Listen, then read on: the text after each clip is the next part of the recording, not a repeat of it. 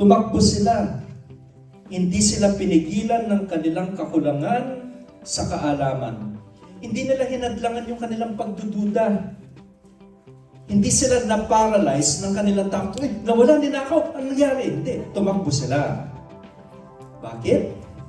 Kasi mahal nila si Jesus. At kapag mahal mo yung isang tao, hindi ka naghihintay ng perfect moment. Kumikilos ka, di ba? Lumalapit ka. Hinahanap mo siya. Di ba? Meron bang mga yan? Tinatamaan, siya na ba ito? Ganun to. No? So mga kapatid, minsan yung pananampalataya, hindi tungkol sa pagiging sigurado. Kung sigurado ka, hindi na pananampalataya yun. Yung pananampalataya, meron pa rin yung part na, oh Lord, tama ba ito? No? Hindi sa pagiging sigurado, kundi sa pagiging handang kumilos kahit hindi sigurado. At minsan, mga kapatid, sapat na yun.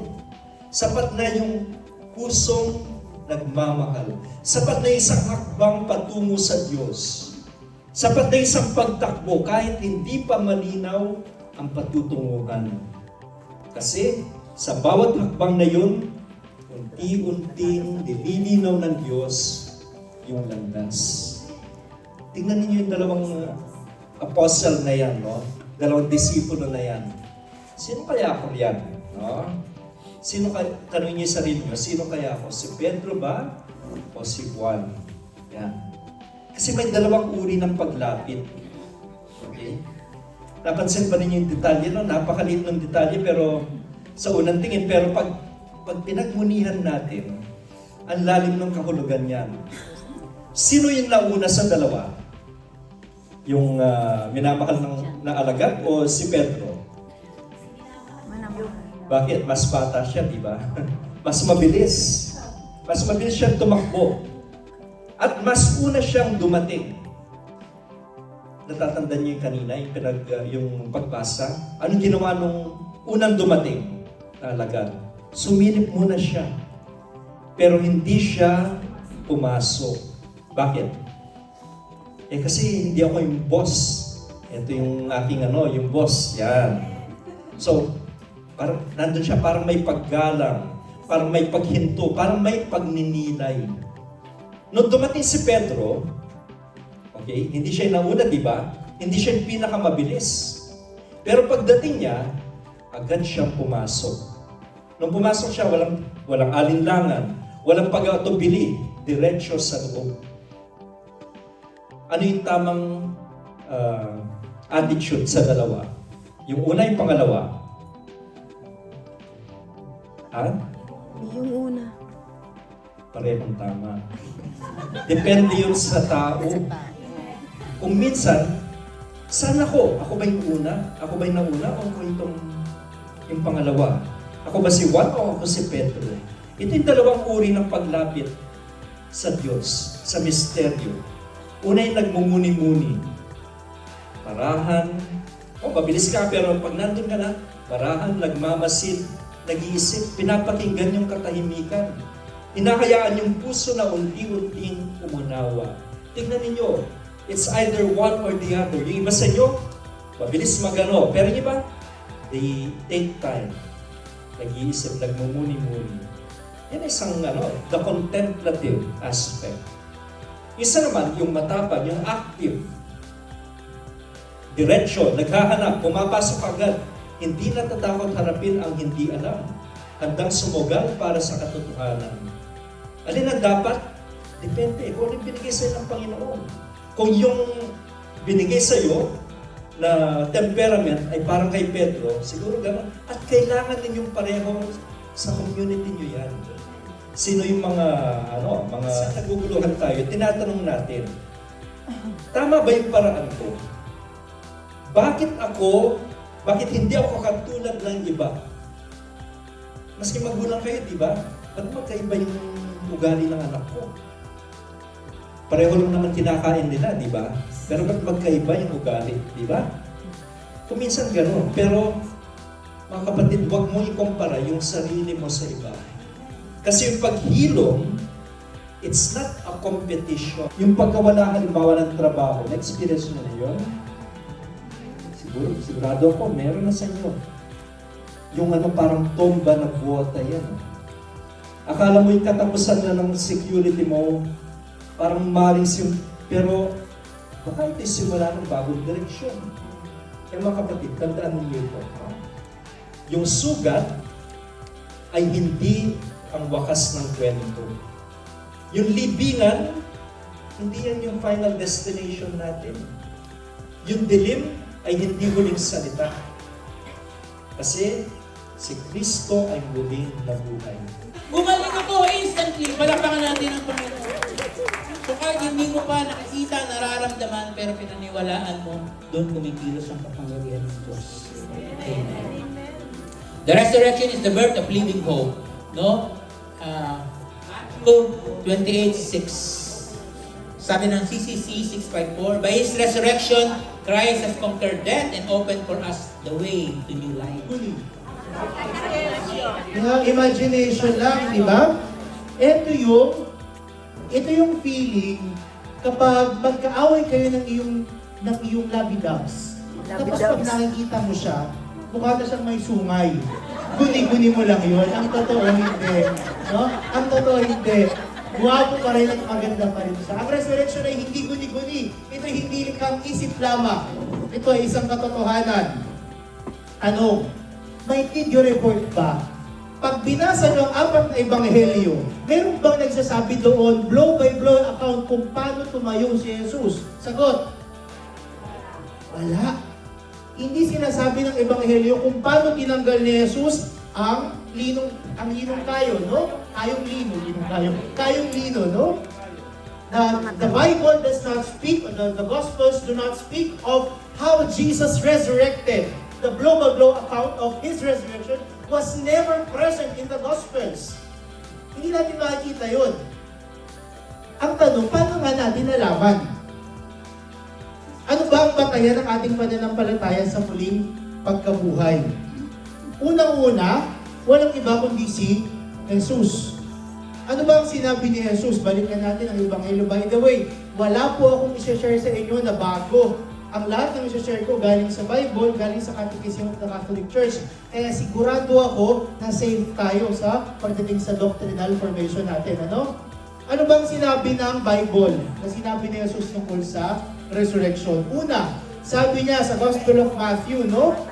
Mula noon ay pinaalam na ni Jesus sa kanyang mga alagad ang mangyayari sa kanya. Sinabi niya, dapat akong magtungo sa Jerusalem at magdanas ng maraming hirap sa kamay ng mga pinuno ng bayan, mga punong pari at tagapagturo ng kautusan.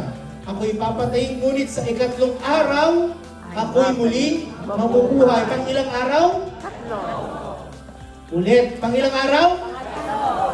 Mamaya tatanungin ko kayo kung paano natin i-explain ang tatlong araw. Takip silim, hanggang takip silim ng Sabado, pangalawang araw na. Tama? Anong sabi sa Gospel ngayon nababasahin natin, madilim-dilim pa ng araw ng linggo nang sa Maria Magdalena ay nagpunta sa libingan ng Panginoon. Madilim-dilim pa, ibig sabihin ibang araw na ulit yun. Ilang araw? Tatlong araw. Diba na-explain na sa inyo yan, diba? Alam niyo yan, alam niyo yan. Kasi pag tinanong kayo ng ibang sekta, ng ibang reliyon, paano niyo i-depender yan? At salamat sa Diyos, palakpakan natin ang Panginoon. Amen. Thank you, Lord. Bakit? Oh, tama. At least po naliwanagan, salamat sa Panginoon. Ano? It is God who brought us here to be enlightened with this tatlong araw. Ikatlong araw na buhay na magmuli. Bakit ko ito kailangan i-explain sa inyo? Ito, nasabi ko naman ito sa Living Tabernacle. No? Kasi kung tinanong tayo ng ibang reliyon, ng ibang sekta, pag hindi natin alam ang sagot, anong ginagawa natin? Gagalit. Nagagalit-galitan tayo, di ba? Hindi ko kayang sagutin eh. Galit na lang ako. Di ba?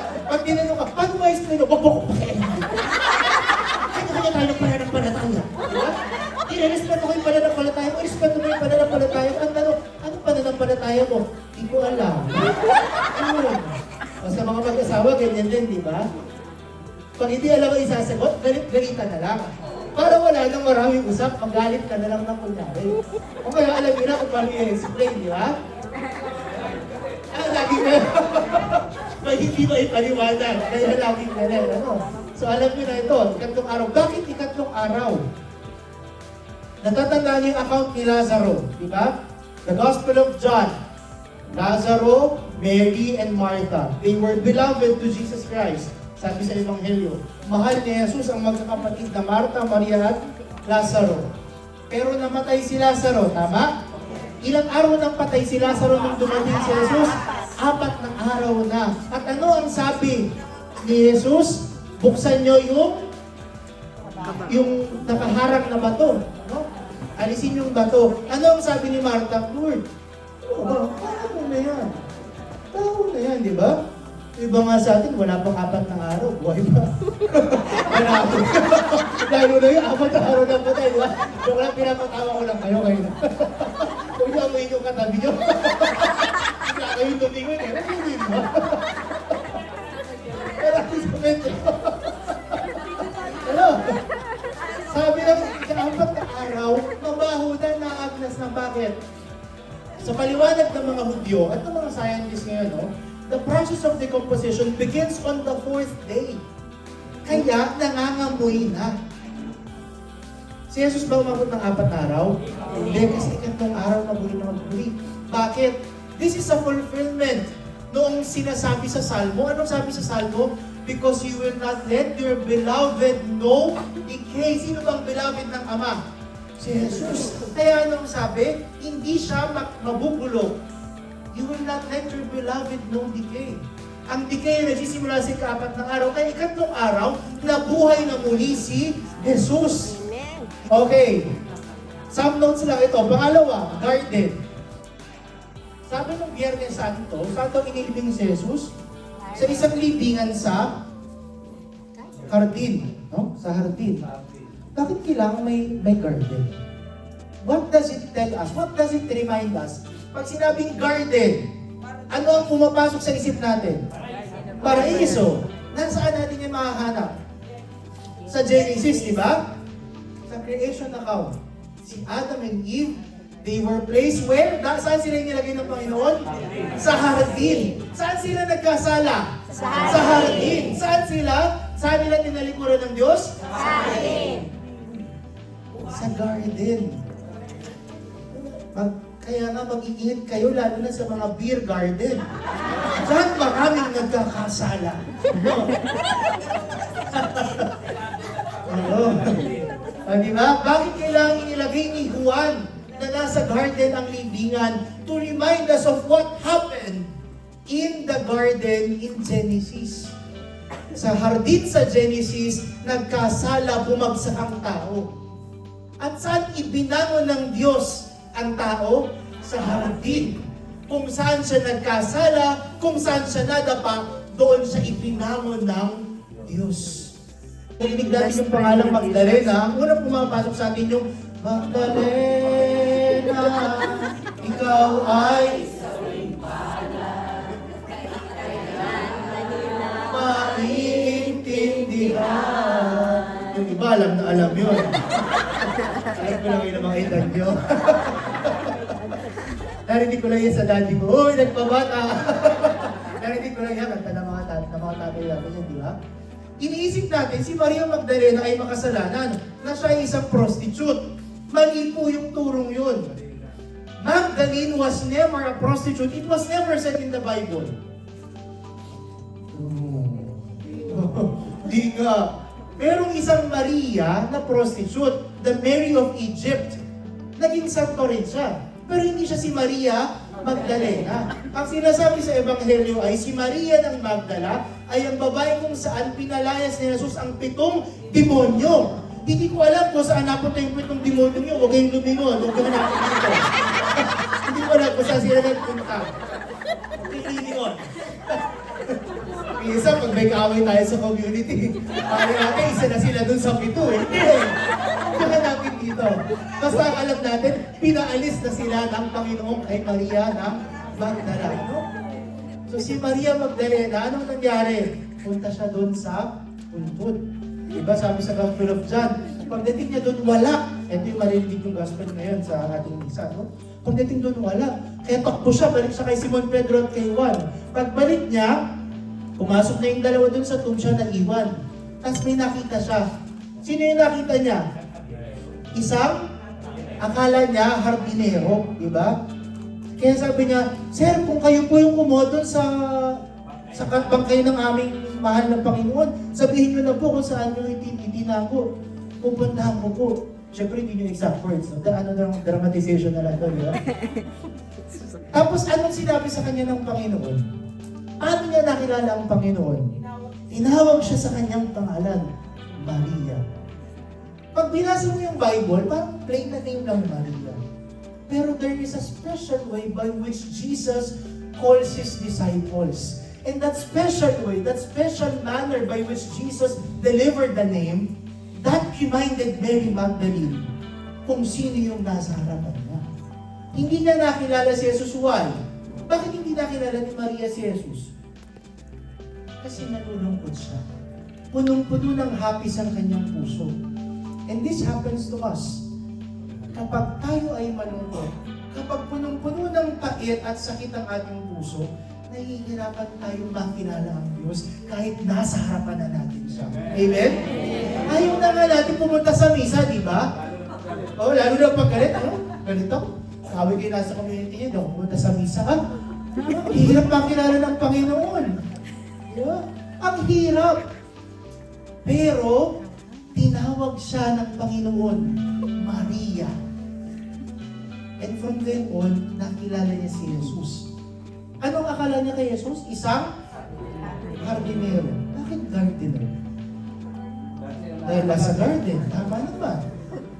Siyempre, ang mga autista yung ganun. Tama naman. Very good. Very good. Very good. 1 point. Bakit kaya inilagay in 1? Kasi pwede ka lang sabihin, akala niya isa siyang kawan. Akala niya isa siyang tambal. Bakit nilagay niya ang gardener? Ano bang ginagawa ng isang gardener? Tagapangalaga ng garden, ng hardin, hindi ba? Siya ang naglalagay ng pataba, siya ang nagtitigig, di ba? Kapag may kailangang putulin, siya ang puputol. Di ba? Naguhukay, tama. Ang mga gardener naguhukay. Paano mo nga naman itatanim yun, di ba? Hindi naman baligo yun eh. Nagtutusok mo lang. Bubuhala, di ba? Hindi. Sa garden, di ba, maraming nakatanim. Inilagay yun ni Juan para ipaalala sa atin na God is the Creator and He maintains the world. Si Jesus, di ba? Ano ang sabi sa simula? Sa simula pa, naroon na ang dabar. Dabar is the Hebrew word for word, the divine word. In Greek, it is called logos. Di ba? In the beginning was the Word, and the Word was with God, and the Word was God. Diba, pag binasa niyo po ang mga ebanghelyo, napakayaman sa mga simbolismo niyan. Pag pinagtuunan niyo ng pansin, maiisip niyo, parang connected to dun sa ganitong account. Yan. You be attentive to what the Gospels are telling us, and then you will realize, even the Old Testament, they really speak of Jesus. Walang iba. Okay? Bagong buhay ng mananampalataya kay Jesus. He was crucified that on the cross, He might show the dying out of our old man. And He rose that in His own life, He might show our new life. Siya ay namatay para mamatay tayo sa kasalanan, para ipakita sa atin kung paano mamatay sa kasalanan. Siya ay muling nabuhay para ipakita sa atin kung paano magsimula muli. The resurrection is a moment of starting all over again. Nabuhay si Jesus para ipaalam sa atin, pwede tayo magsimula muli. Pinalaya ka na ni Jesus mula sa kadiliman, huwag mo nang hanapin yung kadiliman na yun. Lumipas na yun, amen? Jesus liberated you from that. Don't go back. Dahil hindi nyo makikita yung salitang spiritual breakthrough. But it exists among Catholic charismatic movements. Sabi ng Diocese of Pembroke. Breakthrough, ano bang ibig sabihin ng breakthrough? It is an experience of having reached a new level of spirituality. So, ibang level na yung spiritualidad mo. Mataas na. Pero hindi ibig sabihin ito yung nagle-levitate ka na o may ginagawa ka na mahuhus-pokus. Hindi yun, no? Kasi mamaya, iniisip natin, pag ang mataas ang spirituality, sila na yung nalalaman na nila kung anong mangyayari bukas. Wala na, di ba? Pero bakit ba usong-uso yung mga worship songs? Pag nagbasa kayo ng mga account, kasi nafe-feel namin pag kumakanta kami, nafe-feel namin ang Holy Spirit. Kaya naiiyak kami. Bakit pag sa misa hindi ka naiiyak? Si Jesus na yung nandun eh. Pinako. Broken, di ba? Pero hindi ka naiiyak. Kaya ka naiiyak doon sa kanta. Nag-e-emote ka. Emotivism ang tawag doon. Okay? Lalo, ang resurrection ay tagumpay na spiritual. At ang sabi ko nga kanina, it is baptism in the Holy Spirit. And it means a renewal or awakening of the graces already received through sacramental baptism and confirmation, leading to a more conscious awareness of God's power and presence. Kapag, sabi nila, kapag na-experience natin ang resurrection, nagiging prudent tayo. Ano ba yung prudent? Maingat, no? Ito yung pipiliin mo kung ano yung sasabihin mo sa tamang panahon, sa tamang oras. Iba sabi, totoo naman yung sinasabi mo. Tama, totoo yung sinasabi mo. Pero nasa tamang konteksto ka ba pag sinabi mo yan? Wala sa panahon, di ba? Prudence means knowing what to say and when to say and when not to say it. That is prudence. At alam mo, may spiritual breakthrough ang tao kapag prudence siya. Kapag alam niya kung paano i-discern kung anong sasabihin at hindi sasabihin. Pangalawa, justice. May sense of justice. Alam niya kung anong patas. Alam niya na mali na itong ginagawa ko. Where's a kapatid? No? Yan. Ano ba? Fortitude. Kapag siya ay may firmness in difficulties. Kapag meron siyang pagtitiis. At meron siyang temperance. Alam niyo temperance? Pagpipigil. Di ba? Kapag nanggigigil ka na, kailangan mong magpigil. No?